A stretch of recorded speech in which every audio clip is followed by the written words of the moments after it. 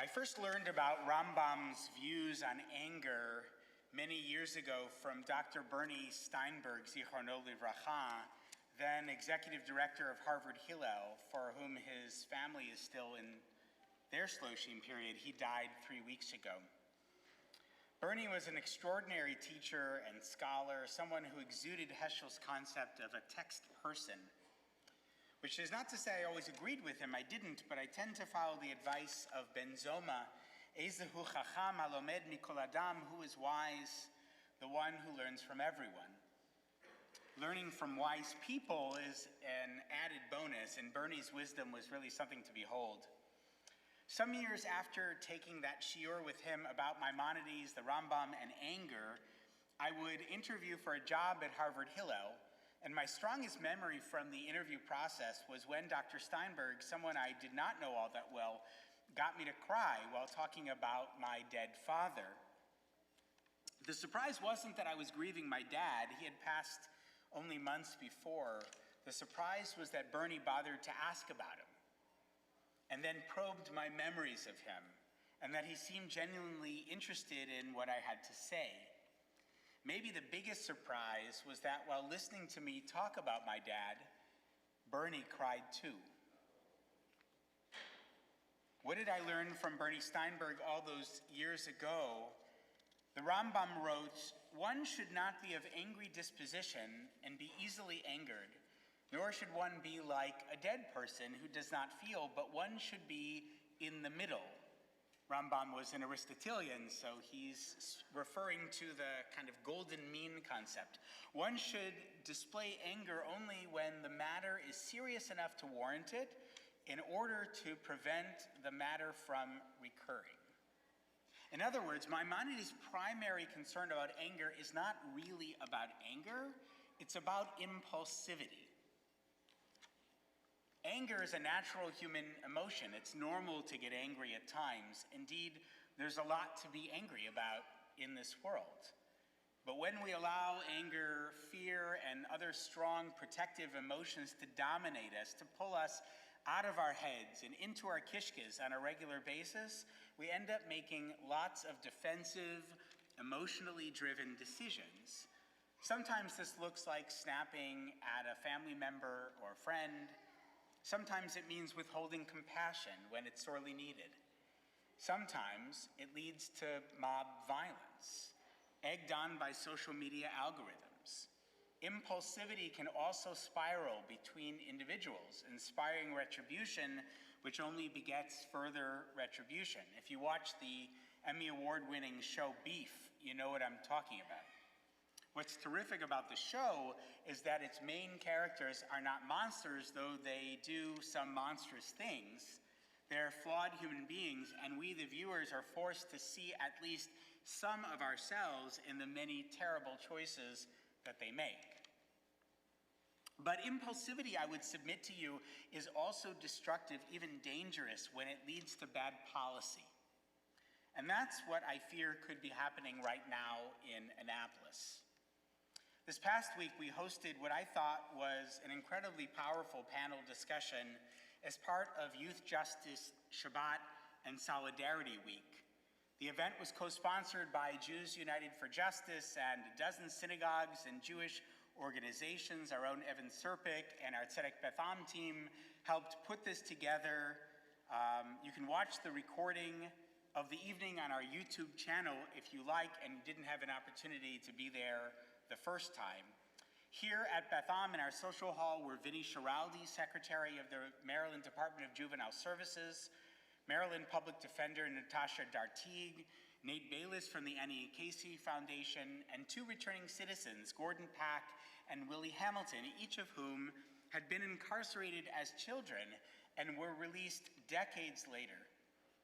Willie's and Gordon's stories about violence and abuse by fellow inmates, about what it took for them to survive as young people under adult carceral conditions, was truly heartbreaking.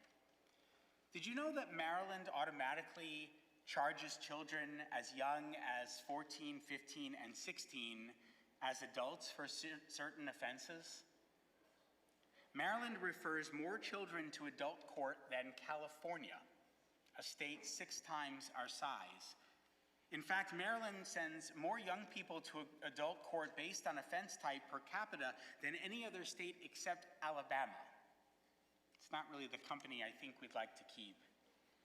Secretary Schiraldi reminded the crowd that research shows children who are placed into the adult criminal justice system, as Maryland's laws often demand that they are without any prosecutorial discretion, end up more traumatized, more violent, and more likely to recidivate as adults than young people guilty of the same crimes but processed through juvenile systems.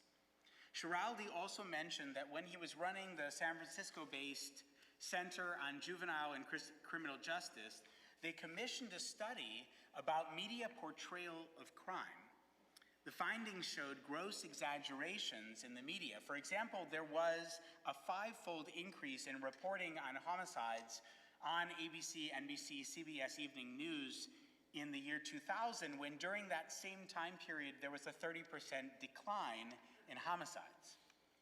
And kids were depicted as perpetrators of crime in about 50% of the news spots, when only 1 in 14 crimes were committed by children in those days. And sure enough, he said, when they surveyed folks, people thought kids were implicated in, you guessed it, about half of the crimes. Or take Maryland last year. There were 13 times as many adults arrested for homicide as kids, according to Schiraldi at our panel. But he said you'd never know from watching TV. If you've been following the reporting and impact of Fox 45 and Sinclair Media's general depiction of Baltimore City and black communities in general, you know what I'm talking about. And now that David Smith and Armstrong Williams have purchased The Sun, they have an additional platform from which to launch attacks against our city and a reform-minded cabinet secretary like Vinnie Schiraldi. So perhaps it's no surprise that when the leadership unveiled its Tougher on Juveniles crime bill in Annapolis this week, Senate President Bill Ferguson said the following, quote, "While youth offenders account for less than 10% of the crimes committed, unfortunately, it is clear that they become the largest part of the crime perception challenge in Maryland."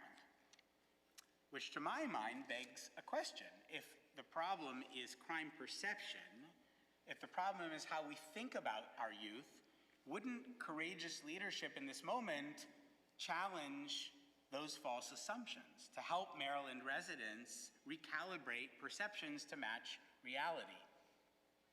Is there a problem with youth violence in Baltimore and Maryland? No doubt.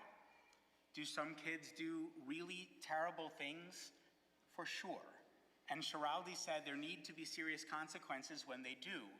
What systemic solutions, though, reflect best practices? What bureaucratic or funding solutions need to be employed that haven't been, or haven't been given sufficient time or staffing? Is the problem really youth violence, quote unquote, or just violence? The proliferation of guns, for example, and access to guns in our city and, of course, in this country. And if it's the latter, if it's really violence that's the problem, the correct solution can't possibly be to treat more kids whose brains are still developing like grown-ups. We'd do better to treat more kids, I think, like kids as often as possible with as much discretion and compassion as possible. Remember, those of us who'd like to change this auto-charging law aren't even asking it, certainly not at this point, for prosecutors not to be able to charge minors as adults, simply taking the discretion out of their hands and saying that they must be charged as adults, which is what happens at certain ages for certain crimes now. I suspect our elected officials remember well the child super predator myth from 30 years ago. Now, to be clear, the governor, the Senate President, the Speaker of the House, Delegate Clippinger, the Senator Smith, they didn't use language like that. But there are many people who do perceive children in this way, in no small part because of media and social media influencers. And those people watching and reading those media depictions are pressuring their elected officials to do more, to do something. But doing something is never as good as doing the right thing. The approach feels a bit hot-headed. And as the Rambam reminds us, hot-headed is almost always wrong-headed. But it's not just that many of these measures feel rooted in emotion. They feel short-sighted. They feel not strategic. And that's the problem with impulsivity, making decisions to bring about immediate consequences. We make what John Madden used to call frustration fouls. Sorry, is it too soon? Yeah. Okay. I thought the taunting call was a little much. I did. What do? They scratch that itch. They make some of us feel some relief in the short term, but tend to do little to make things better in the long term. Or as Vinny Schiraldi reminded us this week, a lot of really bad policies came out of previous efforts to curtail crime by simply being tough on criminals. Maybe that's why, of the Aseret HaDibrot, these 10 commandments, these 10 utterances depicted in today's Parsha, the last one is not an action, but actually an emotion. Some pretty tough crimes are detailed in those verses: murder and adultery and theft and false testimony. Rashi says that the stealing of human beings is actually included in the commandment against theft. But then we have the final commandment, Lo tachmod beit re'echa, you shall not covet your neighbor's house. Lo tachmod eshet re'echa, va'avdo, va'amato, v'shoro, v'chamoro, v'chol asher l're'echa. You shall not covet your neighbor's wife, or male or female slave, or ox or ass, or anything of your neighbor's. And you might think that this mitzvah is about possession, and on some level it is, but I would submit to you, it's really about impulsivity. We may feel uncomfortable with the notion that our tradition legislates feelings, but perhaps the 10th commandment is really helping us to be more successful in fulfilling the other 9. The freedom to adopt and accept emotions or to reject and disown them is within the jurisdiction of man, writes Rav Yosef Soloveitchik. This is not easy, of course. It takes practice to temper our strongest feelings so that they don't control us. And there are countless ancient and modern techniques for doing so: meditation, prayer, therapy, sometimes medication. All of these and more, however, are about finding some measure of contentment. As Ben Zoma, who I quoted earlier on wisdom, teaches, Ezehu asher, who is rich, hasameach bechalko, the one who is content, who is satisfied with what they have. To covet isn't about some fleeting sense of desire. It's a pervasive feeling of dissatisfaction, of fearing we don't have enough because on some deep level we suspect we ourselves are not enough without those things. Contentment comes over time, iteratively, with hard work and making choices again and again that add value to our lives, to our families, to our society. Chevra, it's so very seductive to try to solve urgent problems immediately. I get it. But doing so is the very essence of coveting, of wanting and trying to grasp that which we simply cannot have. On the other hand, it's so very hard to make choices now that we know will take time to bring results, to plant seeds that must germinate before they can sprout. But this, planting seeds, cultivating growth, is the very essence of child-rearing, is it not? It is the very thing that society owes to the next generation. Rabbi David Jaffe, teaching from the Musar tradition, describes the midah, the attribute of savlanut, of patience, as a bulwark against destructive anger, making knee-jerk decisions that amount to frustration fouls. In fact, Moses and God and the various parshiot surrounding the Sinai experience are great positive and negative examples in this regard as characters in the story. Each gets angry. Each blows their top.